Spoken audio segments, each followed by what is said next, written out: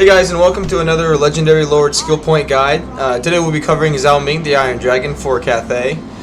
Before I go in depth into the skill points and whatnot for the video, I do have to preface that my decisions have been made primarily on making him a one-man killing machine, mainly because you know, he doesn't, if we look at his unique trait here, he doesn't, other than providing upkeep cost reduction for melee units, he doesn't specifically buff any of Cathay. I almost said Cathay. Cathay's melee units specifically. You can, you know, increase weapon strength and melee attack by 10%.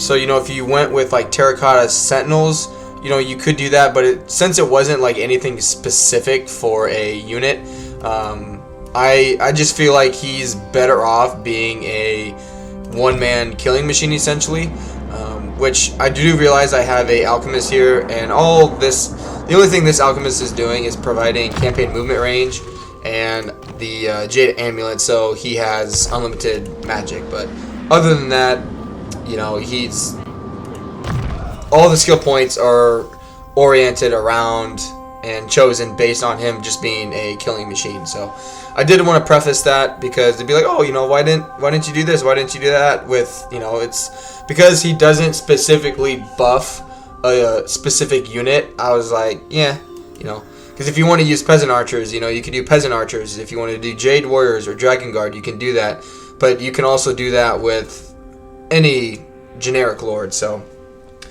alright, so let's jump in to the skill points here. Again, the S, the 1, 2, 3, and 4 is not not like the specific order you get these points. That's just like his special skill line 1, 2, 3, and 4, right? So let's just start with his like special line. Definitely highly recommend going down this line, because you get the Master of Metal isn't, you know, it's okay. It's not that Final Transmutation is the greatest spell in the world, but he does cast it for cheaper, and it does fairly well against single entities. But the biggest thing you want to get down this line is the passive ability here with the regeneration form. With him having like 2 health pools basically. That's really good. You know, before the battle's about to be decided, you pop him into dragon form or pop him out and get more replenishment while the enemy is running away. And then I do get Strange Alchemy just because he provides a global bonus to hero capacities and hero recruit rank +2 for Alchemist. You know, that's nothing like outrageous, but it's, you know, it's better than nothing. I did go down Master of Alchemy here. It's not necessary. I kind of did it at the end because I had some skill points to use, but basically all I use it for is to give him poison attack. So occasionally, you know, when he's fighting something, he can also be debuffing the enemy a little bit as well, just to make the enemy units around him weaker. Going to the top line, I realize, you know, I don't have like a letter or number here. But I do get range discipline because the missile resistance is really nice, especially when he's in dragon form. Being a very large entity, missile resistance is really nice. Warding iron is really good. 5% ward save or damage resistance in Warhammer 3, as it's called. Really good, especially once you get, if we look at some items, you know, I got the Armor of Destiny, Talisman of Preservation, you know, all that ward save, all that ward save does add up, so it does help him become a, you know, one-man killing machine. And the Desert Armor, you know, it's not necessary. You could definitely put it into something, you know, the skill point into something else. It's just basically a point I had left over, and, you know, extra armor is extra armor. Help him against missiles. But that is the like S line, I guess, the special skill line, and the top tier line there. But definitely you want to get Iron Scale and definitely get Warding Iron. Those two will help you a lot. just to make him, you know, a stronger fighter. Moving on to line 1, just max it out. If you, assuming you're going with making him a one-man killing machine, all of this will just give him more health, more melee attack, weapon strength. You know, leadership is a big thing because you don't want him to break, being your only unit. That's, you know, doing the fighting. So if he breaks, you know, obviously your army's kind of screwed. But yeah, just highly recommend just get everything in line 1 here, just to make him, you know, more durable in a fight. Going to line 2, I do get a few of his, a little bit of his magic. The Strength of Yang and Metal Shifting just is applied when he's casting, but Dragon's Breath, Wall of Wind and Fire, those are actually really cheap, and for their cost, they're really, really good, especially when you overcast them. They do armor piercing when you overcast them. Constellation of the Dragon is okay. Personally, I don't think it's worth. I think he gets it down to 19 or 18 winds of magic. It's definitely not worth that, but it is his explosion. More often than not, though, I actually end up catching myself using Final Transmutation when he gets a big blob around him, just because he can cast it, I think, for 16 winds. So it's just cheaper, and it seems to do more damage. And then Earthing, just for the miscast chance, and obviously Arcane Conduit.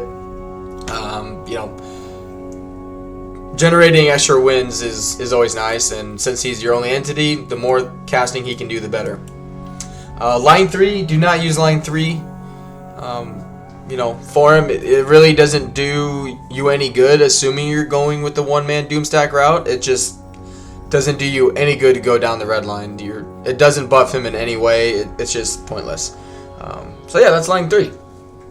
And then lastly here, line 4, Root Marcher. You know, campaign movement range, real simple, straightforward. Reassuring Presence. These here, I mean, just pick your poison. It's up to you. I just did the Reassuring Presence in case he goes into the Chaos Wasteland, so he just doesn't take as much attrition. But the big thing is getting if he does take a bunch of damage and you hit your regeneration cap, the casualty replenishment rate of 30% for this Lord will basically over the end turn get him back to full health. So Irrepressible is a really good point to use, you know, if he's going up against obscene numbers and he's going to take damage no matter what. It's really good to have that. And then, you know, out of all of them, since he's not having an army, you don't really need upkeep cost reduction. Lightning Strike, I'm not a fan of Lightning Strike in general in Warhammer 3, and really as a one-man Doomstack, like running around like fighting enemies, you want him to fight as many enemies as possible, so, you know, limiting the amount of force coming in, it really doesn't do you any good. And then the last points here, thinking about it now, I probably would have put more into casualty replenishment, just in case he did, you know, get down to like 2,000 health and 30% only gets him up to like 5,000 or something like that. So you could take, you know, Master of Alchemy and Desert Armor, those 2 points, and put it in there just to help him replenish a little more, but more or less, you know, line 4 here is kind of just pick which ones you want. Just get Irrepressible. It'll just help you out. Overall, I would say the biggest things is for him, after you get Iron Scale, Range Discipline, and Warding Iron, get his melee and his magic taken care of, and then just pick and choose which points you want. If you want to go give him an army, all right, you know, go down the red line. If you want him to be the one-man Doomstack, you know, then just pick and choose which extra points you want. Because really his magic and his melee, so line 1 and 2, and then Iron Scale and Warding Iron. You get those two lines and then those 2 points done, then you're free to pretty much pick whatever points you want.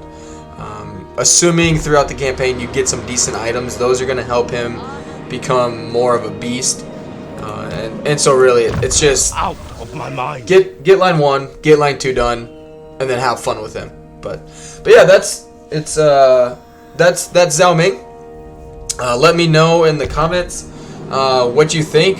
You know, what you've done with him. If you think the one-man Doomstack is, the one-man Doomstack is the route to go, or if you actually prefer to have an army with him.